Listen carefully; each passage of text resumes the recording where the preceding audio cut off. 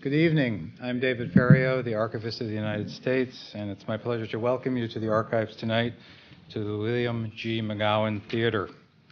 Our guest this evening is Annette Gordon-Reed, author of the Hemingses of Monticello.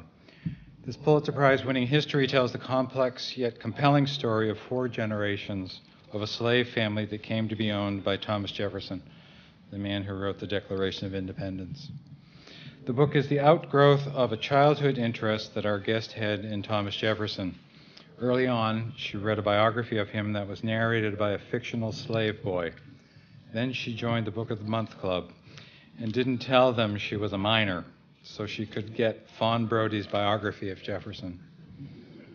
This childhood interest in Jefferson deepened as she went on to Dartmouth College, where she studied Jefferson and his times as a history major. This further fueled her intellectual passion for learning more about Jefferson and about his relationship with his slaves. After graduating from Dartmouth in 1981, it was off to Harvard Law School, where she was a member of the Harvard Law Review. And out of Harvard Law, she was an associate at a New York firm, as well as counsel to the New York City Board of Corrections. Today, Ms. Gordon-Reed is professor of law at New York Law School, as well as professor of history at Rutgers University in Newark, New Jersey. She also speaks at conferences around the country on history and law-related topics. And fortunately for all of us, she has found time to write books, including Thomas Jefferson and Sally Hemings, An American Controversy in 1997. It was well received by critics, but other Jefferson biographers questioned her research about Jefferson's relationship with one of his slaves, Sally Hemings, that indicated that Jefferson could have fathered some or all of Hemings' children. Soon after the book was published, however, it was reported that DNA tests showed a definite link between Jefferson and Hemings' youngest child, Eston. She has pursued this subject in her latest book, The Hemingses of Monticello. It not only won the 2009 Pulitzer Prize for History, but also the National Book Award for Nonfiction, an event that I attended, and this is my program for the event, which she just signed. The Society for Historians of Early American Republic Book Award, the George Washington Book Prize, the Frederick Douglass Book Prize, among others. In the foreword to her book, Gordon-Reed describes what it was like during her research to hold Jefferson's farm book. It was in this book that he kept records of his slaves, writing with the same hand that in the summer of 1776 put on parchment the words, "All men are created equal."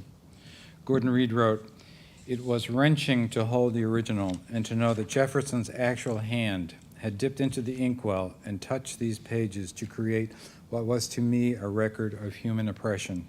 It took my breath away." It was her scholarship and her dedication to a full accounting of history that moved the Foundation for the National Archives to award her its prestigious annual Records of Achievement Award this past fall.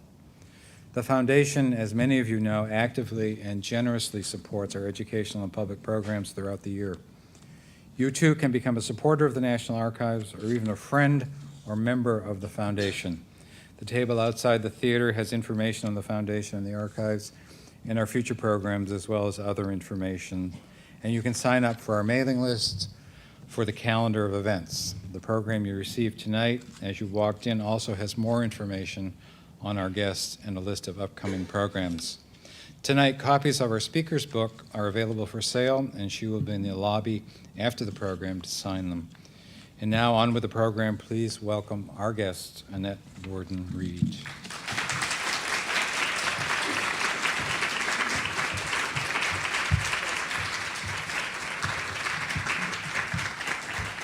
Thank you very much, David. It's great to be back at the National Archives, and thank everyone for coming out on this much colder evening than I thought it was going to be. I came from Boston, and I expect that to be chilly, but I thought I was in the South.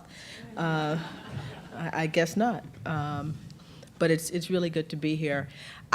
If somebody had told me when I first started working on my first book about the controversy or the writings, the historiography about Thomas Jefferson and Sally Hemings, that I would be standing here tonight so many years later talking about the same thing, I would have said you were crazy. This was something that struck me as, I knew people were interested in it, but a particular esoteric interest of mine. And there was something that I wanted to say in that first book.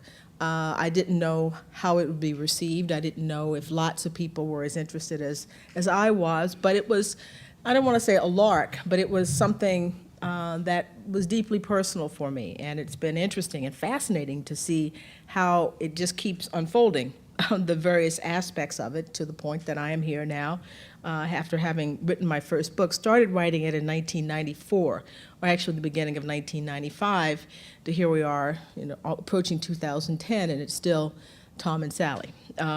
But it's a fascinating subject, and the reason that I came to it is because I think it's about something, I've always thought it was about something larger than the question of whether or not a slave owner had children with an enslaved woman, which was a pretty commonplace thing to have happen. The difference here being that Jefferson is a founding father, and that's why people fixated on it. I started the first book because I thought I would talk a little bit about the relationship between the two books. My plan was to, and what I did in the first book was to write about the historiography of Jefferson and Hemings. Not so much did they or didn't they have a long-term relationship, but what people wrote about it, how scholars wrote about the topic, and how their approach to the topic, what it said about the nature of race relations in America, presently, at the time that people were writing, and what it said about the craft of history. History as a mechanism of conveying the country's story. What do you do when you have stories that are inconvenient, stories that are problematic, stories that show the country in a much more, in a complicated light, something less than stellar light, and how is that treated? Now, interestingly enough, when I was writing, the craft of history, historiography, had changed very, very much. The writing of the history of slavery, as I've often said, is really the crown jewel of American historiography. There have been wonderful works. When you think of the great historians of the last 40 and 50 years, names like John Hope Franklin, Edmund Morgan, C. Van Woodward, these people have crafted marvelous works about the subject of history. And the interesting thing about it is that because it was not written about for so long, there's so much to be learned, and there's so much yet to be discovered and interpreted.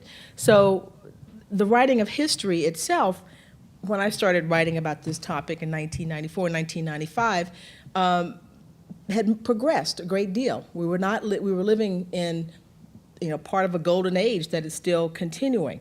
But there was something about this particular place, Monticello, that was sort of in a time warp, in a way, or had been stopped. The time had stood still on this particular topic. We talked about, historians talked about the importance of bringing the voices and the experiences of enslaved people into the narrative, to talk about slave agency, talk about all kinds of things everywhere else, but this particular topic and this particular subject matter in this particular place. And I think it's because, I'm pretty sure it's because of who Jefferson was, the role that he plays, what he symbolizes to Americans, and that it made it very, very difficult to bring to bear all those other things that you saw everywhere else in the writing about history in this particular place. I think maybe George Washington in Mount Vernon may be another.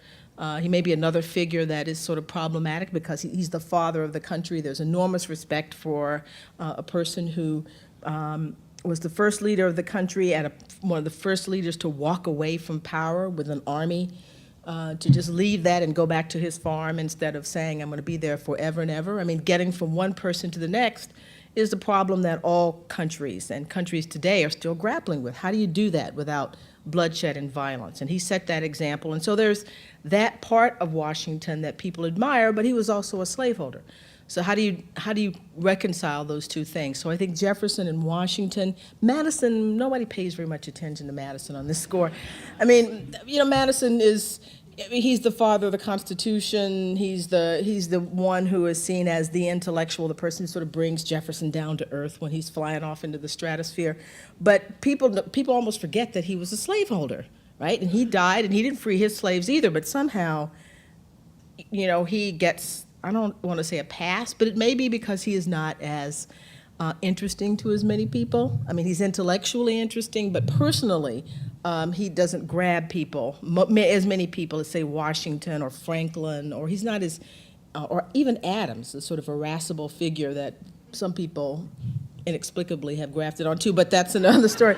That's not fair. I was being provocative there, but yeah, I mean, there are other figures who loom much larger than Madison, even though Madison was a slaveholder, and he had sort of a similar trajectory in life as Jefferson on this topic. But because Jefferson, as David mentioned, wrote the Declaration of Independence, there's a special charge. I mean, we hold him accountable for things in ways that I think in some ways are unfair, because the way he felt about slavery, the way he felt about race in particular, these were things that were common currency among the founding fathers. But because he gave us our foundational document, the thing that we're supposed to live up to, he is held to a higher standard than other people, and that's what makes his failure to live up to those things, those ideals, disappointing for people. So there's, on one hand, this sense of a founding father who was part of the creation of the nation, something that is very, very important. On the other hand, there's the slaveholding part of it. There's the Jefferson of the Notes of the state of Virginia, venturing it as a suspicion that blacks are inferior to whites and that white blood improves black people, all those kinds of things that he's putting down on paper that are jarring to modern ears and are anathema to people of goodwill. And so there's this dual problem here with him. And I do think for most of the time of writing about Jefferson, most of the biographers of Jefferson sort of were on the great founding father side of the ledger and didn't really pay very much attention to slavery, Jefferson as a slaveholder. It's fascinating. One of the things that I want to do after I'm going to do another volume about the Hemings family, but then I want to attempt to write about Jefferson. When people say to me, well, what's left to be said? It's everything. I mean, there's so much material. I mean, when I was working on the Hemingses, there were so many times I would go through documents or see documents up at Monticello in the research department, and I'd say, why has no one written about this? Why has no one written about this? Why has no one written about this? I mean, I don't mean anything salacious, but just about the nature of life, of plantation life in Monticello. You don't really find that in the biographies of Jefferson. They are mainly political biographies, and there's nothing wrong with that. But, you know, he was a great political figure, and he was an important political figure. But the other part of his life was largely remained hidden, I think, from people. And it wasn't something that was written about by his biographers.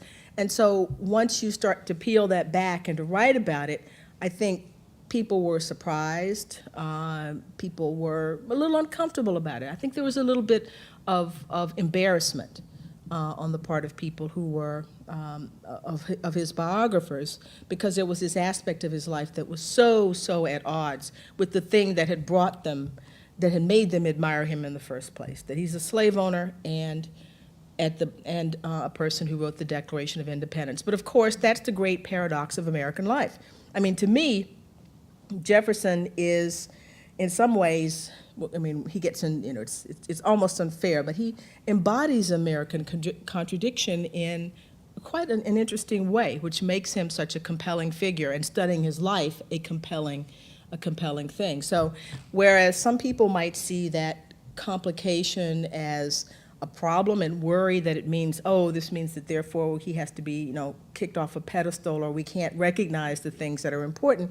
To me, it's the American story, writ in one person, in one place, that you can study and think about the paradoxes and the complications, and a way of bringing all of that out. So I sort of welcome the idea of complexity, as opposed to thinking that it is something that means that he can't, that we have to turn our backs on him, and this is something that means that he can't, we don't recognize his contributions to the country. So with the first book, what I wanted to try to do was to explain what I think had gone wrong with the way Jefferson biographers had treated the subject of Thomas Jefferson and Sally Hemings, and I'm sure most of you know the basic outlines of this. In 1802, a man named James Callender printed for the first time in newspapers. There had been blind items. Do people know the New York Post? The New York Post and it has something called Page 6. It's a gossip page, and it has blind items. What starlet was seen leaving the restaurant. Well, there had been that kind of stuff about Jefferson before James Callender wrote. In the 1790s, there were blind items about a statesman from Virginia, and sort of innuendo, and you could figure out obviously who they were talking about. But James Callender wrote this story about Thomas Jefferson and Sally Hemings in 1802, and says the president. The title of the first column was called "The President Again," because he'd been attacking Jefferson for lots of other things up until this point, and he was the first person to really put the name Sally into the public domain in relationship to Jefferson. And James Callender had been a political ally of Jefferson's, but when Jefferson became president, Jefferson did not give him a job as a postmaster. I mean, James Callender was one of those sort of attack dog people that you have in a campaign, but then when you win and they say, oh, give me a responsible audience, and they say, no, you're an attack dog. We don't give attack dogs jobs. That's not your function. And so Jefferson didn't give him the job, and so he turned on Jefferson. And so that's when the story begins. Jefferson's political enemies tried to use this against him to try to say that he should not be reelected. It didn't work. He was reelected resoundingly in the next election, and his party came in with a huge majority. He bought Louisiana, I mean, he bought double the size of the United States. People didn't care. Either they didn't believe the story or they didn't care whether or not he had a mistress. He bought the West for them, and they were going west, so they reelected him, and it wasn't a problem. The story died down and was sort of revived pretty much in the 1840s and the 1850s. Abolitionists used the story of Jefferson and Hemings to talk about the abuse of enslaved women during slavery, saying, the best blood of Virginia can be found on the auction blocks. And they were talking about Jefferson, a reference to him and to other people as well. The story dies down again and doesn't appear as very much until 1873, when a man named Madison Hemings, who lived out in Ohio, was interviewed by a journalist, and he told the story of living at Monticello and that he was the son of Thomas Jefferson and Sally Hemings. And he talks about Jefferson a little bit less about his mother and about his siblings. And there was another man in the same area a man named Israel Jefferson. His real name was Israel Gillette, but they just tacked the name Jefferson onto to him. Basically corroborated what he said. Now, these recollections appeared in the newspaper, and one of the interesting things that I found in that area, looking at newspapers in that area, people during that time period didn't seem to have a problem. I mean, there were some people who attacked him, but there were other references in other newspapers to Jefferson having had children with enslaved women, and it was sort of treated as if it wasn't a controversial thing. So, I mean, the idea that this was something that all along people did not accept, in the 1870s and the 1880s, there are a number of articles and references to this in newspapers by whites who refer to this as though this is something that was true. And I think, when I think about this, when I do the second volume, I'm going to try to analyze this a little bit more, is because it was so common at the time period. And Americans today, the historians who were writing in the 20th century, that whole history of relations between white men and black women was sort of lost in a way. I mean, people in the 1870s understood that this was something that happened quite commonly. So it didn't seem to be a big deal to the people at that time period. So these recollections come out in 1873, and they're lost. They're found again in the 1950s, when a man named John Dos Passos, who was a novelist, a famous novelist, who also had an interest in Jefferson, found them. And he shared those recollections, at least Madison Hemings's, with Jefferson scholars. And so it was never referred to in biographies until the 1960s. They sort of said, well, there was this person who said this, but we don't credit it. And as David mentioned, he talks about Fawn Brodie's biography that appeared in 1974, was the first book that talked about Jefferson and Hemings as part of her biography. She did a biography of Jefferson, and she accepted the story as true. Winthrop Jordan had written about it in 1968 in White Over Black, another famous Southern historian. But he had said, well, I don't know whether it's true or not, but he was agnostic on it. But that in itself made lots of people angry, that he was willing to say, that such a prominent scholar was willing to say, well, I don't know, it could have happened, we don't know. But Fawn Brodie went the extra step and wrote as if this were true and created a firestorm of controversy. So what she does in that book is she reproduced the recollections of Madison Hemings and Israel Gillette Jefferson in the back of her book. And that was the first time when I got my Book of the Month Club version of this book that I actually saw, and I was 14, I saw Madison Hemings and Israel Jefferson's recollections about life at Monticello, and it was the first narrative from an enslaved person that I'd ever read. And I found it fascinating to think of what it would be like to be the son of your master. Your father owns you. Your father is your father and has that connection that fathers have to sons, but your father owns you as well, can buy and sell you, as often happened during slavery. And so that story, that thinking about that concept and what it said about slavery, because slavery, people think of slavery mainly as an institution where people are working and not getting paid, which it was. You think of the auction block, you think of the lash, but it was also an institution where different racially based slavery, and that's the important thing about America, the only system of really just racially based slavery, you had these two groups who were living together and creating biological families together as well. That was a part of slavery too, is the mixing of the races. They're doing population genetics, geneticists are doing lots of work now, doing sort of studies in different communities where they have discovered that in some communities, African American males have upwards of 45% of them have European Y male chromosomes. Henry Louis Gates, Skip Gates did this thing about national basketball players, and it's this huge percentage of people, meaning they have, and this is just guys, I mean, this doesn't account for white men who had children with black women who had daughters, because daughters don't have the Y chromosome. They check this through the Y chromosome. Or people who had sons who then had daughters. So we're talking a huge percentage of people there, and that didn't happen in the 20th century. This is something that is a product of slavery, of the 18th and 19th century, the kind of mixing that went on when people were living in close proximity. It's very difficult for us. I mean, Americans, black and white Americans today live pretty much separate lives, segregated in urban areas, segregated by neighborhoods and so forth. But Monticello, if you've ever been to Monticello, it's a relatively small place that Jefferson is living on top of the mountain with upwards of 200 black people and an overseer and maybe an overseer and his 4 or 5 kids.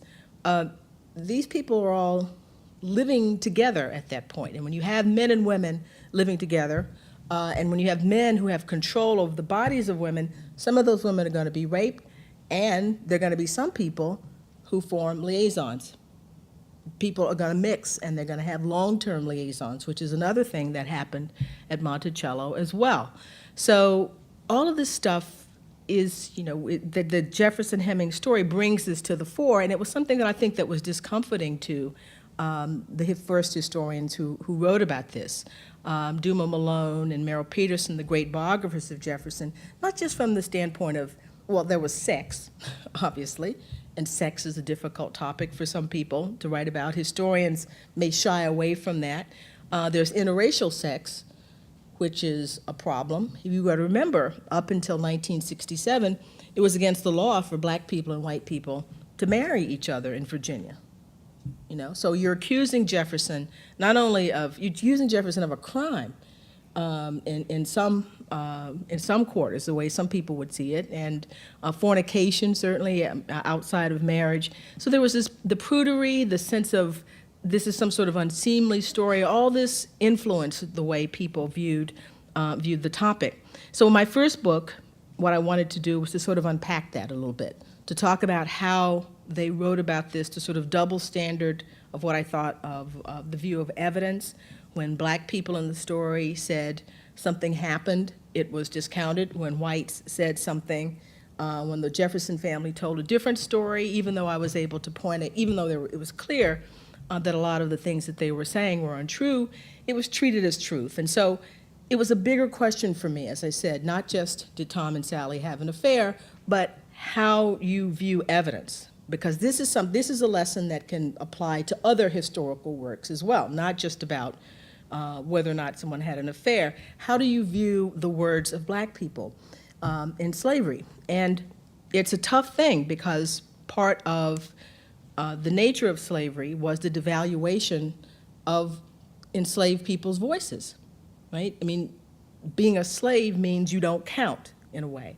So how can you write history not adapting the attitudes of the people who were in the 18th century? On one hand, you have to get to their mindset, but you don't have to accept, the way they viewed blacks in writing when you're actually writing the history, and that's what I thought was happening there. So from writing that first book, I thought, well, one of the reasons that it's so easy, I think, to dismiss the story of the Hemingses, what they said about who they were, was that people don't really know anything about them at all. I thought, maybe if readers had more of a stake in this family, if they knew them as people instead of as a sort of monolithic group of enslaved people, if I could make people see them as individuals, it might have some effect on the way people viewed them and read about their story. So that was the genesis of the Hemingses of Monticello. The first book is more analytical. As I said, I'm looking at what other people wrote and sort of picking that apart. The Hemingses of Monticello is a narrative. It tells the story of the Hemings family, beginning with Elizabeth Hemings, the matriarch, who's born in 1735. And the family comes to Monticello in 1774. All of them are assembled there in 1774 to live on the mountain for the next 50 years.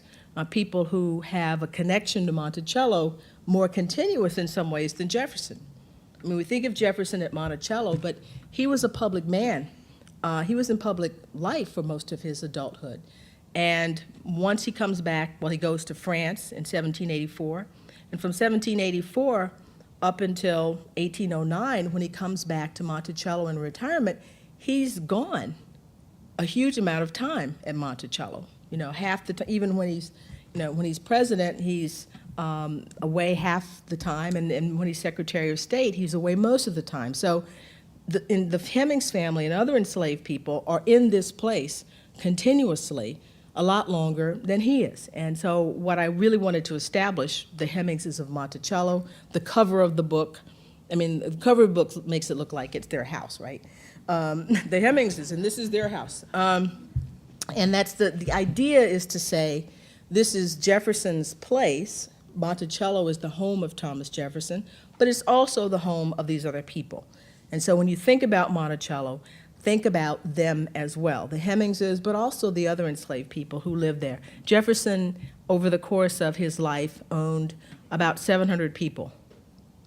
When you can take in births and deaths and sales and so forth, that's a lot of folks. And the Hemingses were, because they were close to him for lots of reasons, they, more than any other family there, except maybe the Grangers, another family that I talk about in the book, they are anchored to this particular place. And it is theirs, not legally, but theirs in a particular sort of way. So I have the story of Elizabeth Hemings, who was the mistress of a concubine is the term that their grandson used, Madison Hemings. Madison Hemings, in his recollection, tells his family story. And Elizabeth Hemings became the concubine of a man named John Wales, who was also Jefferson's wife's father.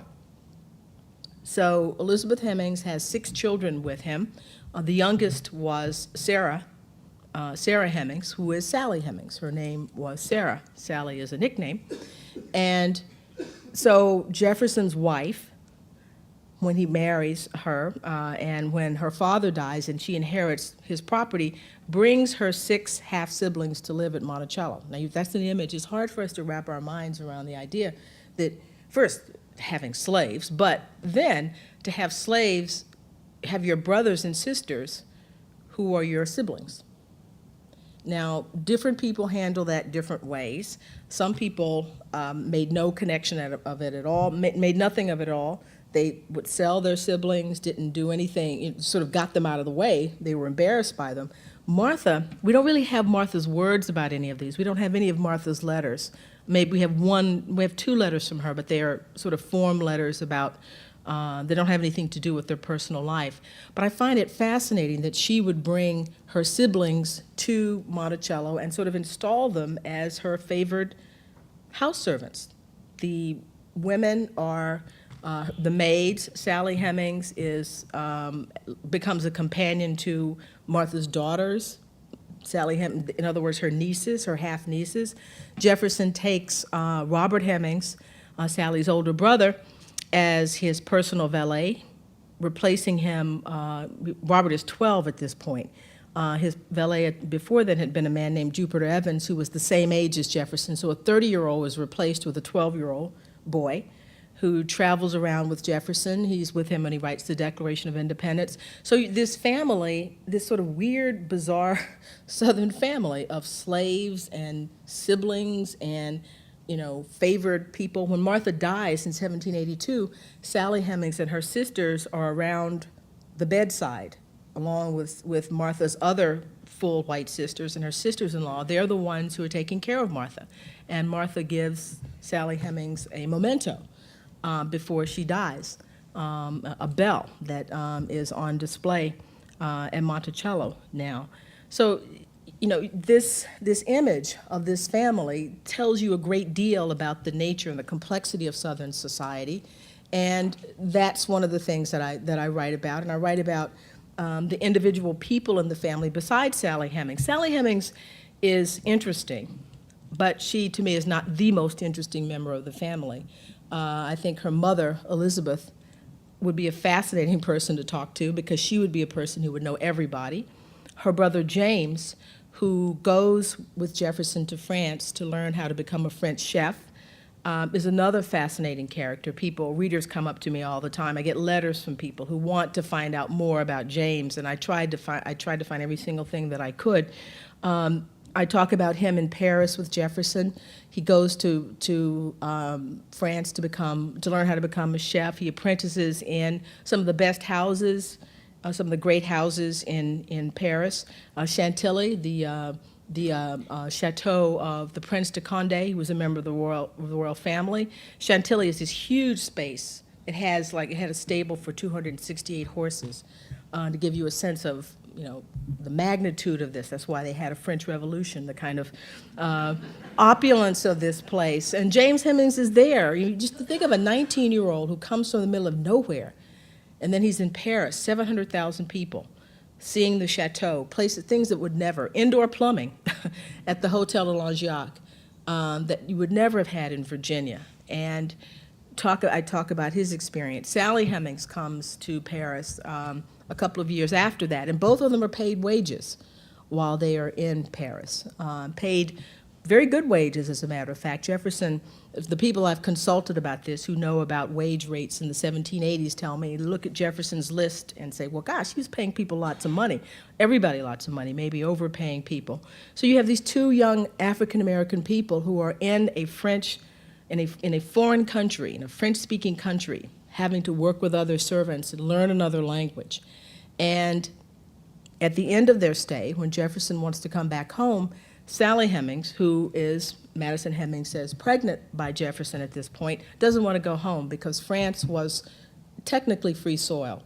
Everybody who filed a petition for freedom in France had the petition granted. So she and her brother could have remained in Paris as free people, and she thought about doing that.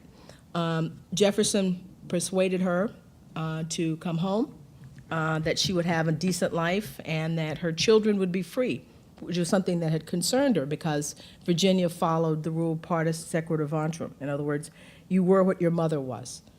That's how slavery was transmitted, which, as I've said, is a switch from the way it was in England. In England, you were what your father was. But when you came to America and they were setting up the slave system, they switched it. And you could think about why that's better or more convenient for a slave system to have slavery go through a woman as opposed to going through a man. Men have many more children than women. The sexuality of men is not as controlled, was not as tightly controlled as that of women, so you could create a large class of free mixed race people under those situations. So they switched it. And she understood that any child she had in Virginia would be born a slave. And so he promised her, Madison Hemings said, that her children would be free, and that eventually does happen. And she comes home with him. And this was my Sally Hemings problem. This is one of the things that took me a long time to come to grips with, and why it took me a while to get into the book trying to figure out how I was going to deal with that subject. Because you think, why would you come home? Why would you come back to Virginia to slavery? But it wasn't until I started working on the book and I realized how intensely connected the Hemings family was. It would be hard, I think, to leave your family. That was a real dilemma for enslaved people, not even people who are in France. I mean, do you run away? Do you run away to freedom by yourself, or do you stay with your family? That's the tragic, the sort of excruciating of the many things about the cruelties of slavery. That kind of dilemma was one that lots of enslaved people faced. And as I began to study the family and I realized how close they were, I could understand why she would come back. The other thing is I understood how Jefferson had treated her brothers up until this point, the rest of her family. Her older brothers were allowed to go off on their own and work on their own and keep their money. They could hire themselves out. It was actually against the law for him to let them do that, but they did. So you have this person who is in this relationship, to me, that looks like a state of war between a master and a slave, right? I mean, they are antagonists.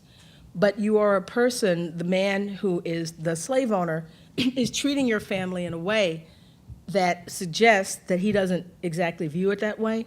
In other words, I think it would be easy to use the word co-opt somebody or to convince someone to trust him because he had, in fact, treated her family differently than he treated other enslaved people on the plantation. And he did, and he ended up doing what he said he was going to do. And so it was easy for me to say, well, why would you trust him doing that? But she knew him and I didn't, and I don't. And so that was a difficult part for me, and we can talk in the question and answer period about this, but that was a real point of interest for me, and I would say a difficulty. But she was also 16 years old.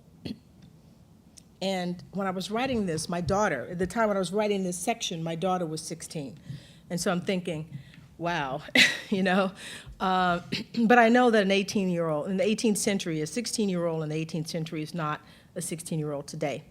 We've made childhood, I've said childhood up until the 30s, right? People are children forever now. It's like mommy, daddy, for a very long time. The age of consent in Virginia in the 18th century was 10. They were progressive and raised it to 12 in the 1820s. Madison at one point he meets this girl, he meets her when she's 12. He asks her to marry him when she's 15. He's 34. Jefferson is playing the matchmaker to this, trying to convince this girl, Kitty Floyd, to marry marry Madison, and she agrees, but then she kind of dumps him for a 19-year-old, and he's heartbroken. So there are all these people who are, John Marshall, the Chief Justice, started to court his wife when she was 13. He was 25. The family made them wait until she was 16, and then they got married as soon as she turned 16. So he's like 27, 28. 16-year-old girls that was young. The average Virginia bride, I think, was about 19.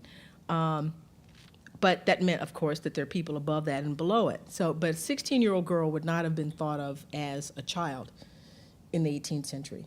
And I can't think of anywhere, maybe people would know this, and I should do some investigations of this, but I can't imagine in Africa or in Europe, I just don't think that a 16-year-old in any society during that time period would have been thought of the way we think of a 16-year-old. You're a woman. I mean, there's no point in postponing marriage, sexual relations then, because women didn't go to school, women didn't have jobs, careers, you have babies, that's what you do.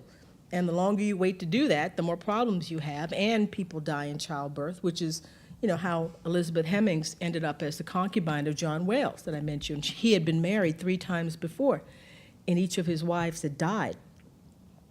He lost, 3 wives before he took Elizabeth as a concubine.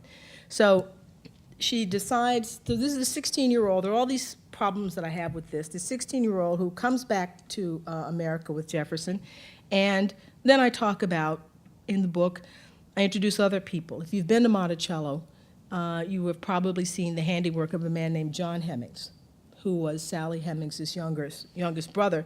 He was the master carpenter there, and Monticello has, the picture of, Jefferson has a book stand with 5 separate parts to it. John Hemings made that, the seed press, all those kinds of things. And John Hemings is important for another reason, because Jefferson put Beverly, Madison, and Eston Hemings, his sons with Sally Hemings, under the apprenticeship of John Hemings. And John Hemings was the person that he spent the most time with, the enslaved person he spent the most time with at Monticello, because Jefferson was a woodworker himself. He liked to make furniture. And so the sons become carpenters and musicians, and I talk about his relationship with them in the book, and the daughter Harriet, who is probably in some ways the most more obscure of all the children. And the book ends with the real tragedy at Monticello when Jefferson dies in 1826, a bankrupt, $107,000 in debt. That's a lot of money in 1826. It's millions of dollars. And it was a tragedy for Jefferson's family, certainly for Jefferson's legal family, but it was an even bigger tragedy for the enslaved people in Monticello. 130 people were auctioned off 6 months after Jefferson's death. Some of them never saw their families ever again. So the legal Jefferson-Randolph suffered the loss of their home, but enslaved people suffered the loss of their families. A house is a house, but your mother, your brother, your sister, that's another magnitude of loss, of potential loss. Sally Hemings and her sons, the 2 remaining sons, move into Charlottesville. She dies in 1835. And I end the book with the story of the Fawcett family. The Fawcetts are also Hemingses. Joseph Fawcett was a grandson of Elizabeth Hemings. He is freed in Jefferson's will, but his family is not freed. His wife and children aren't freed. Some members of the Hemings family buy freedom for some of the kids. One of them, Mary Hemings, owns a house. She has been freed by the white man that she was living with, who left her his property, and their children his property. She put the house up, got a loan, and bought some of her relatives. Joe Fawcett asked members of the white community to purchase some of his children and promised to buy them back, when he got enough money. And he was able to do that. He saved enough money over the years to buy some of them back. 2 of his daughters were taken out of the county, and we don't know what happened to them.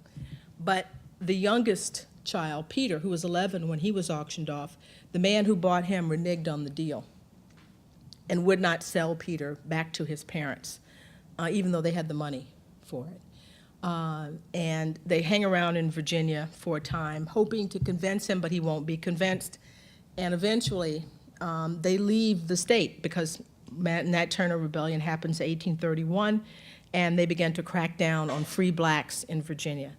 And it gets to be too hard. So they move out to Cincinnati, and Joe Fawcett plies his trade as a blacksmith. And there's something of a happy ending because Peter, when he gets to be an adult, buys his freedom, moves out to Cincinnati with his family. He becomes a minister. He and a prominent caterer as well.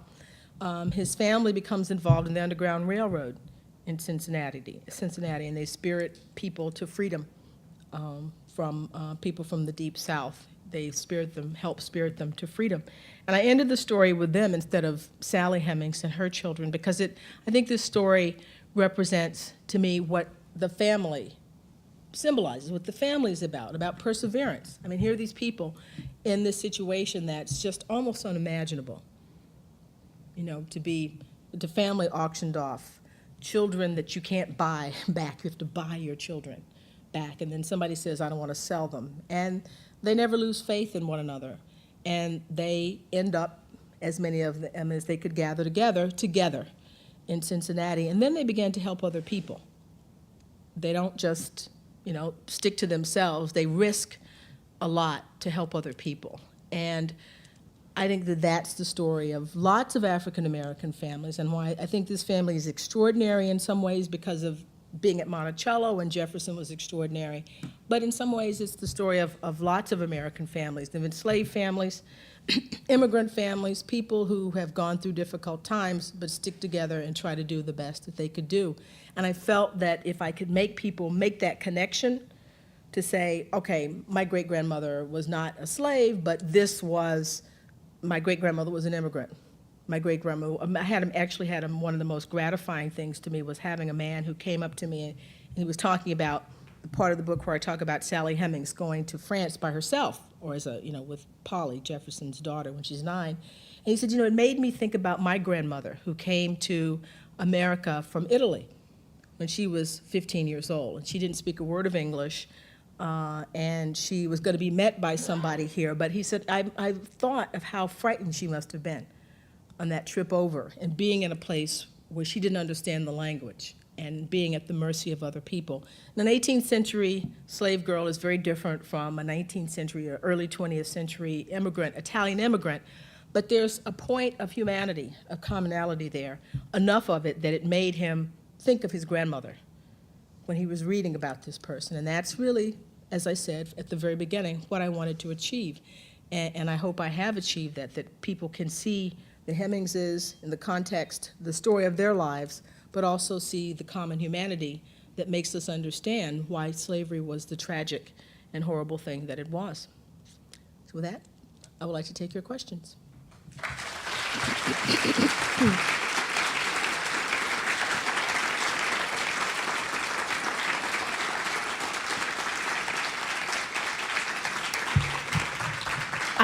I think you're supposed to go to microphones because I think they're recording this and they want to make sure everybody. Hi. I was going to talk about the Wells family and Sally Hemings being Thomas Jefferson's wife's sister, but you covered that because we had a big fight with that like 30 years ago about that. But I want to ask, why is it so hard for them to put the whole history in the schools, especially at the secondary level of the schools, put the whole history? Well, history is a very volatile thing. It's a powerful thing.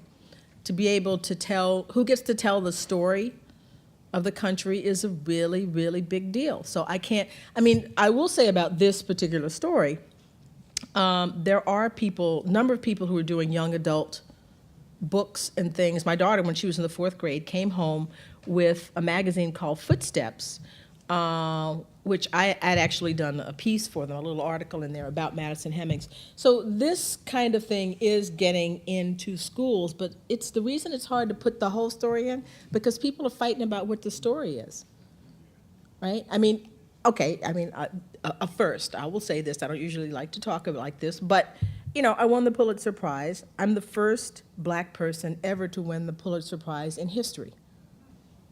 The first, right? The National Book Award, I was the first black woman to win for general nonfiction. People have won for fiction.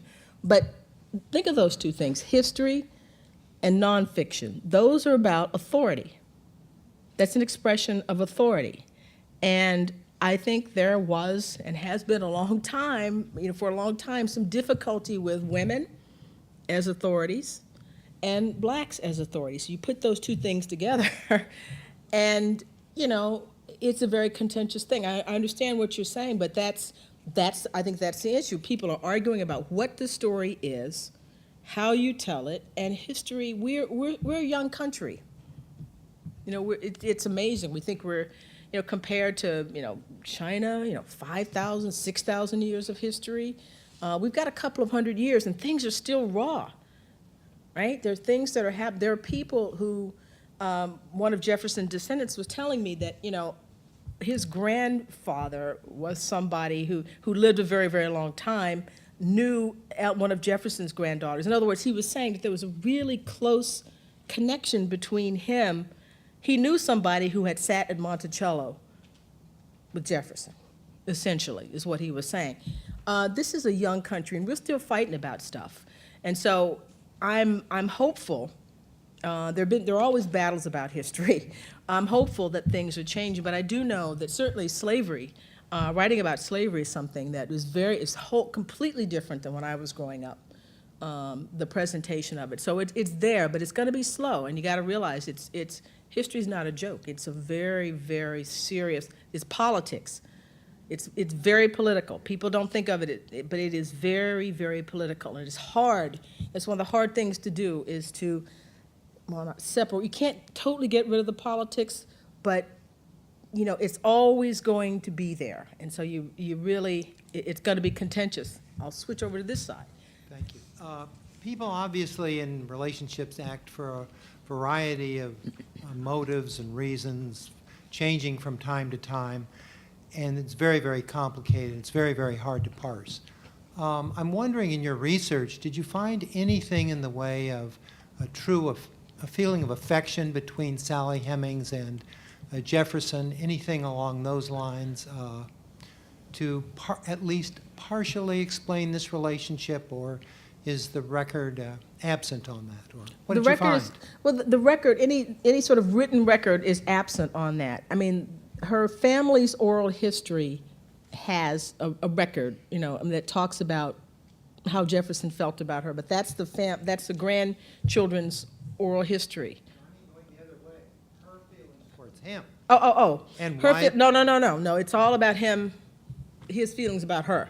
The only thing that I find interesting, and it's intriguing, and I don't know how to interpret it, but I mentioned it in the book, is that when she leaves Monticello, everything in Monticello is auctioned off to pay for stuff, but she keeps his glasses, pairs of his glasses, and items of his as heirlooms, and she gives them to her children as heirlooms. Now, I don't know what that means, but it's something. It's not like, let me totally get away from somebody, but to save these things for your children.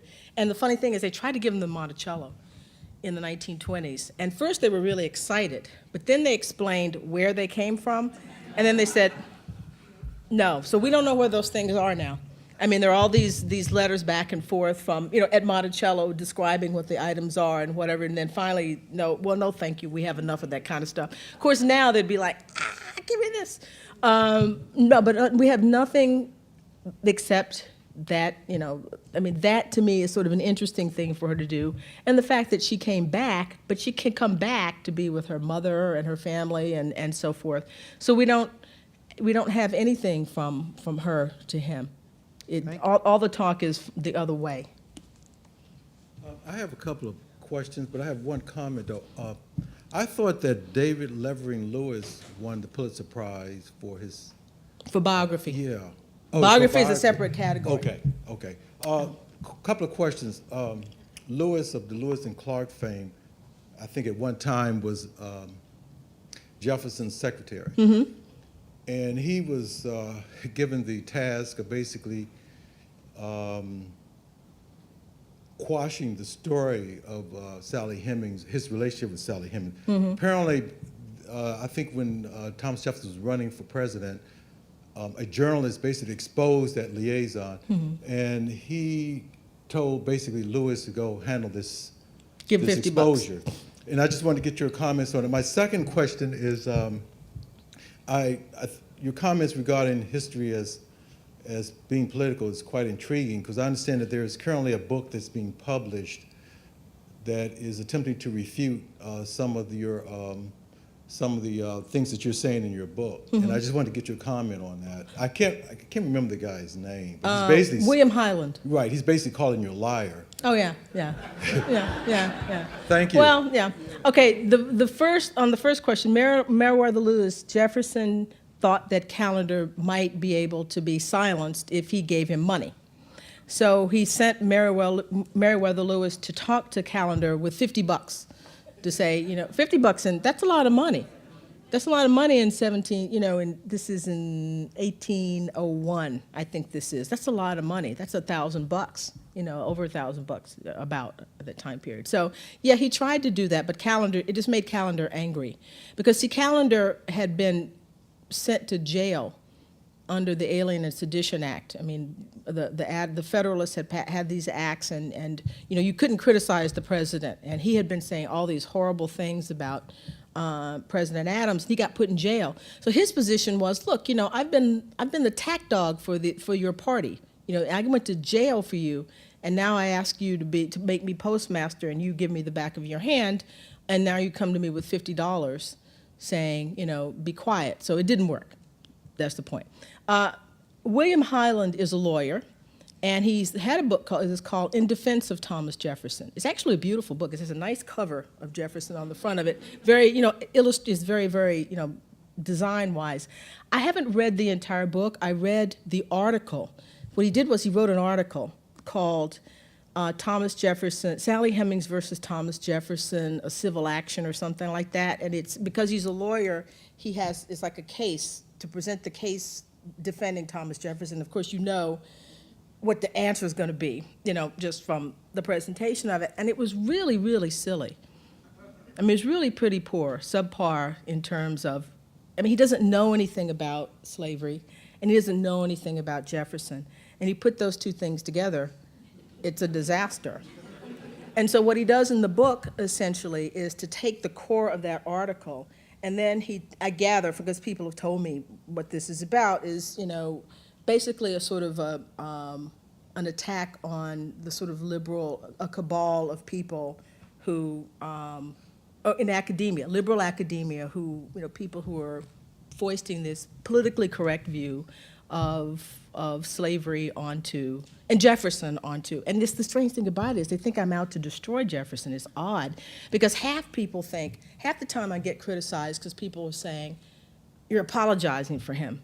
And then the other half of the people say, you're trying to destroy him. And it's interesting to see how people can read the same things and come to totally different views about what it is. But that book has been published, and so it's out there, and I would urge people to read it, because it's subpar.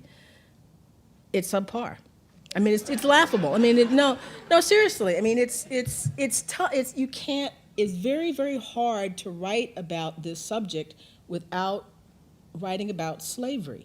And it's not just, or knowing about Monticello, life at Monticello. I mean, they're just things. I remember one part, he talks about the Hotel de Langeac, where Jefferson lived in Paris, and described it as this sort of cramped two-bedroom townhouse. And we have the floor plans of this place. It was a mansion. L'Hotel de Langeac. L'Hotel means great house. It doesn't mean cramped townhouse. So there are little factual things that he doesn't like the story. And so he doesn't like the story, but he didn't want to do the work, the research that it takes to actually to deal with it. So, yeah, this will never stop. I don't ever have any expectation that this is, going to stop, because, as I said, it's about more. I mean, come on. I mean, attacking Thomas Jefferson because he has a mistress. I mean, here's a guy who, as I said, owned upwards of 700 people over the course of his life, who bought and sold people. But the thing that is the worst thing that he ever did was to have children with this woman and free the children. She ends up informally freed. I mean, slavery is over for that family in 1826, 4 decades before it's over for most African Americans. And that's the worst thing Jefferson did, not buying and selling people, not separating families, that. There's something else going on beyond just, a concern about Jefferson's image, because there's so many other things that I would put, ahead of that as a problem. So, so that's where we are. It's William Highland. He is, as I said, a lawyer, and it's called In Defense of Thomas Jefferson, and it's really the case against Annette Gordon Reed. Which is always kind of fun. Yes, I have two questions. The first question, did Jefferson allow the Hemings to learn to read and write? And how much was a slave selling for at the time of Thomas Jefferson? Well, two things. The Hemingses, Sally Hemings' brothers, her three full older brothers, knew how to read and write. But we don't have anything from Sally Hemings or her sisters. I mean, Robert Hemings, Jefferson, in one of the records that he kept, the summary journal of letters, he kept a record of all the letters he sent and all the letters that came back to him. So we know that he and Robert Hemings corresponded, but all those letters are gone. They're no longer extant.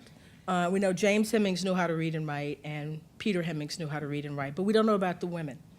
So Jefferson's grandchildren taught the Hemings children how to read and write. His granddaughters taught them how to read and write. But we don't really know how Sally Hemings' brothers learned how to read and write, whether their father taught them to read, John Wales, or maybe even Martha Jefferson. But they certainly were literate people. We just don't know how they came about it. Slave prices during Jefferson lived a very long time. Slave prices fluctuated. They were not as high as they were in the antebellum period, where slaves were, for thousands of dollars. Once cotton comes in, and then the price of slaves rise tremendously. And once the Louisiana Purchase is made, and then the markets and the, slavery begins to expand, hundreds to thousands of dollars, depending upon whether you were a field hand. Children obviously were worth less. But enslaved women who were sold as what they called fancy women could bring thousands of dollars in New Orleans and places. So depending upon, it's like the market. I mean, slavery is a business. And slaves are commodities, and in given years, commodities go up and down. But it was always profitable. Its property is always profitable. Thank you. Hi.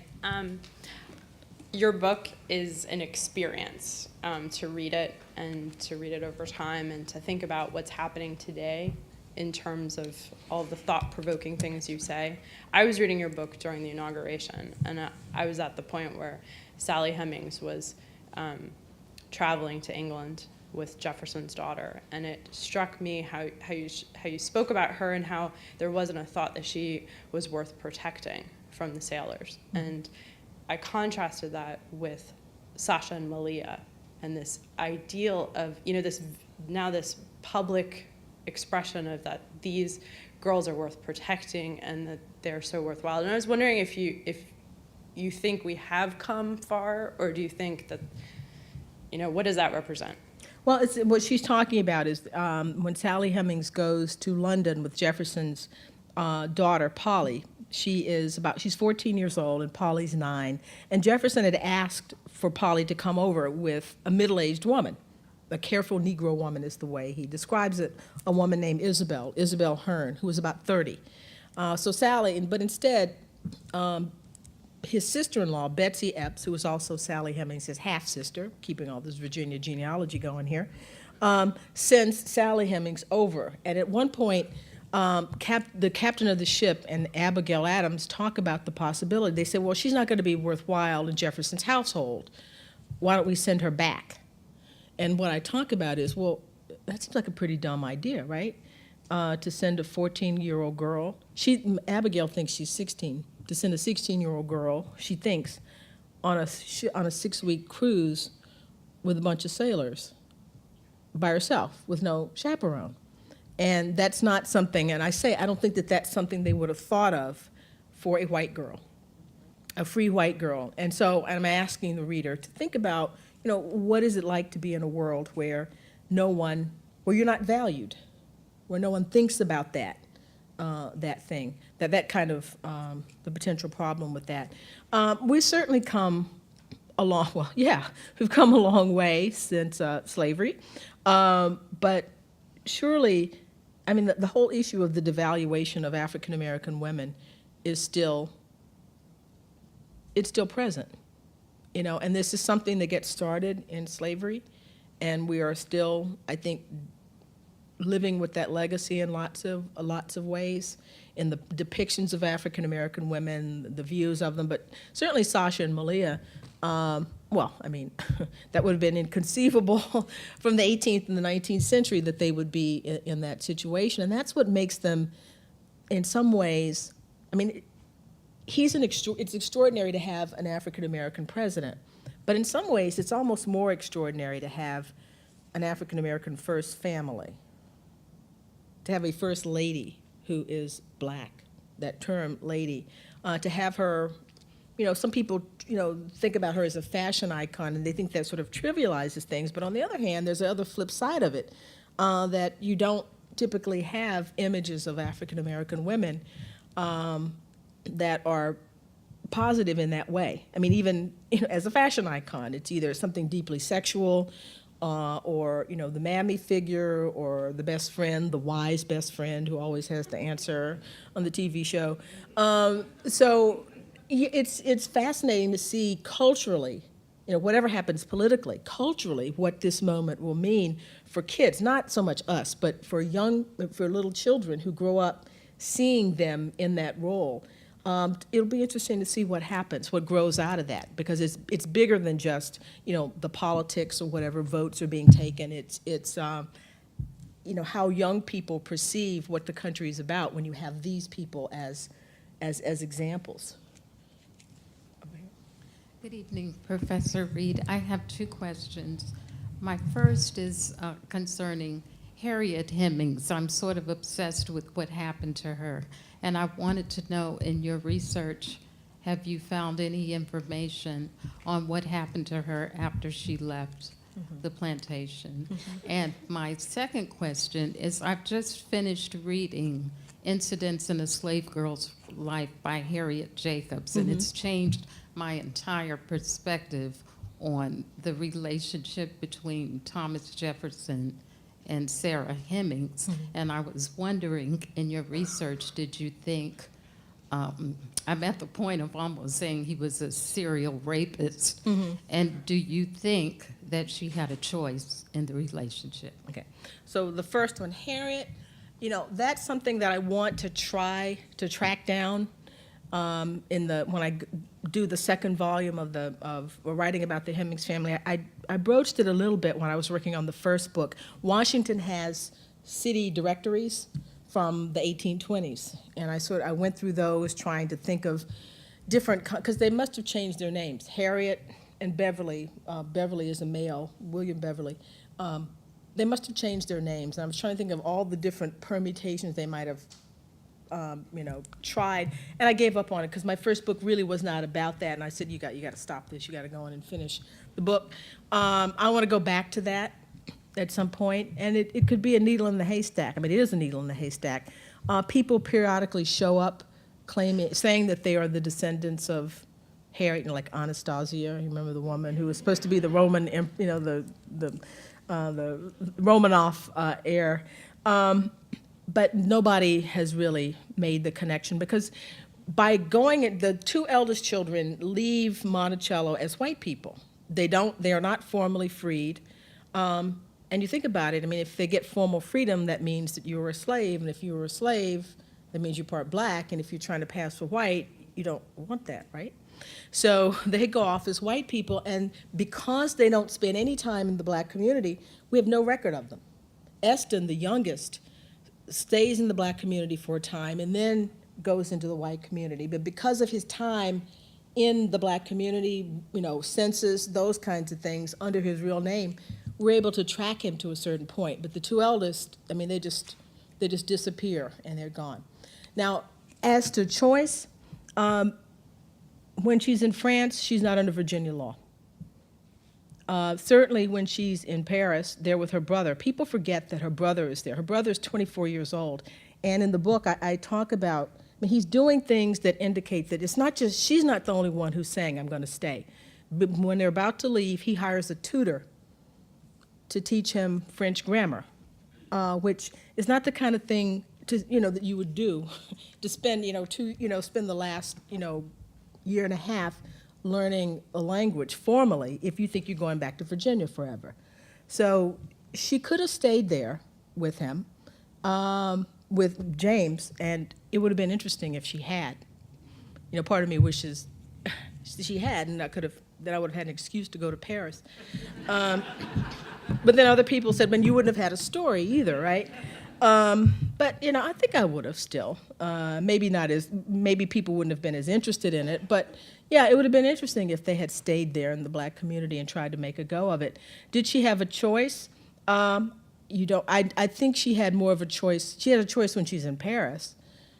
Once she comes back to the United States, she's totally under his control because, she's back under Virginia law. I get some resistance from people, who say that, well, it's almost as if because she was born a slave in Virginia, wherever she went in the world, she would have that same attitude, and that's not true. Slaves often went to free soil and said, I'm not going back, and lots of people in Paris did that. So did she have a choice in Paris? Yes. Does she have a choice when she comes back? When she comes back to Virginia? No. A choice, if you factor in the family part of it as well, wanting to be with your family, that factors into the notion of choice as well, because she may be thinking, well, I can't leave my mother, or I can't leave that, but that's different than you have to stay with me. She did not have to stay with him in Paris. There were abolitionist society groups, there were people, she had money, as I said, they were getting paid. But once she comes back to Virginia, she's under his control at that point, and there's not much she could do. Well, I want to thank you so much for all of the work that you did in this book and really laying things out in such a logical way. And clearly there are people who will always question what you do. But I found it particularly interesting that Jefferson loved his wife very much, but that she was a person who had grown up in a household with several stepmothers. Mm-hmm. And that I interpreted your description of her death and his life afterwards, that she didn't want her children to go through what she had gone through, mm-hmm. and he never remarried. And mm-hmm. so this was a man whose wife, who he loved very much, had died when he was still very young, and that he would never have sex again, which is what the people who want to say that this didn't happen seem to want to believe. But I just wonder if you would talk a little bit about that relationship and how he would have lived the rest of his life. Okay. Not as a celibate man, I'm guessing. I would do that and go back to something that I didn't answer the last part of what you were saying. Yes, she. The story that the Hemings family, this is a story that comes from the Hemings women, that being Martha, asked Jefferson not to remarry because she didn't want another woman over her children. So it's not about, don't marry because I want you from me forever, eternity. It wasn't that. It was, the suggestion is maybe I don't want them to have stepmothers. And if you think about, we tend to think about all the sort of emotional aspects of what would have been going on there. A daughter with a father who has a mistress and an unmarried father who has a girlfriend. But the people at that time period were very, very much obsessed with property. Property, what rules these people in lots of ways is property. You remember in the book when Jefferson comes back from Paris, his cousin, who is going to be his daughter's father-in-law, she marries her second cousin, is 50 years old. His wife has died in 1789. In 1790, he marries the 17-year-old neighbor, next door neighbor, and proceeds to have children with her, and then proceeds to disinherit his first batch of kids. His eldest son is named Thomas Mann Randolph Jr. He has a son with Gabriella Harvey, the 17-year-old, and he names him Thomas Mann Randolph. It's like he just erases the first son. And in doing that, he gives Tuckahoe, which is the grand plantation, it still exists down in Virginia, to the baby, not to his eldest son. So these people, Jefferson's daughters, I mean, for women, the worst thing that could happen, the worst thing could have happened to Jefferson's daughters would be if Jefferson had married again. If he'd gotten married again, he could have had another 12 kids. And where would that leave Martha? You know, everybody talks about Jefferson and his grandchildren. If Jefferson had gotten married again and had a bunch of legal white kids, he would never have had the relationship with his grandchildren or with his eldest daughter that he had. If he'd had sons, Thomas Jefferson Jr. So this idea that Martha is, oh, this is the worst thing that could have happened to me, Martha, his daughter. The worst thing would have been Sarah Hemings, white woman, free white woman, marrying Thomas Jefferson. The children he has with her don't count. They're not going to inherit anything. They're not going to get Monticello. And they're not going to get the prestige of being legal heirs. So it was pretty clear that, you know, if this didn't in fact happen, he promised his wife that he wasn't going to get married again. This was not a promise not to have sex anymore. And she knew that because her father, because she'd got her half-siblings sitting around her bed from her father, who had taken a concubine instead of getting married for the fourth time.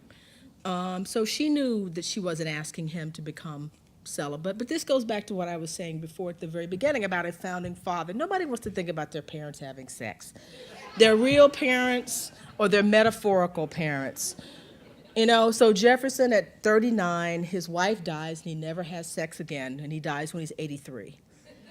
And so the alternative is, and there is an alternative, and this is the strange thing about it, the alternative would be not just Sally as a mistress. So the alternative would be galloping through the slave quarters, right? So, you know, it's interesting, Duma Malone, at the end of his life, he's the 6-volume biography of Jefferson, says, you know, I could see him having sex with her once or twice, but I can't believe that it was 38 years. Now think about that. That's very interesting. I mean, once or twice, the difference between casually using somebody once or twice, it was the length of it that bothered him, because the length of it means he's not like a white man in a way. I mean, he's basically saying, look, you know, men are men. Of course, you know, you could sleep with a black woman a couple of times. I mean, you know, you find out what it's like, you know, you do this. But living in a long thing, that's a real problem. And so it's odd that you would prefer, because they really can't have thought that he would never ever have sex again from 38 to 83. So what would he be doing? Going to brothels? The alternatives are brothels, running through the slave quarters, or having a concubine, and somebody who's just sort of like one of his friends said in the diary, a substitute for a wife. That's what she was, and that's the way people viewed it. So it's a real question, and there are some stories. And I talk about them in the book. There are people who claim descent from Jefferson through 2 other women, 2 of Sally Hemings' older sisters. But I haven't been able to find anything to corroborate that. And in one of them, they're claiming descent from a person. Jefferson was in Paris when this person was conceived and born, so he couldn't possibly be it.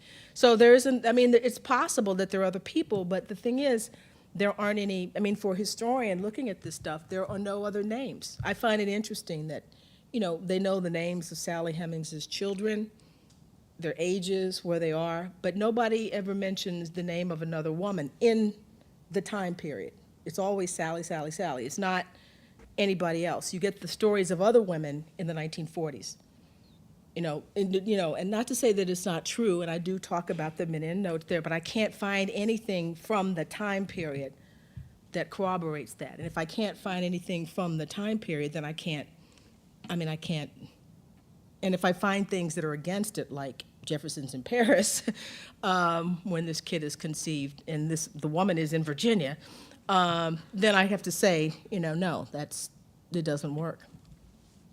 Yes, I would like to get your comment about Jefferson on the character issue, because I personally, read a lot about him, and I find him to be even more despicable than the regular slave owner, because you get the impression that he knew that slavery was wrong, but he did it for convenience.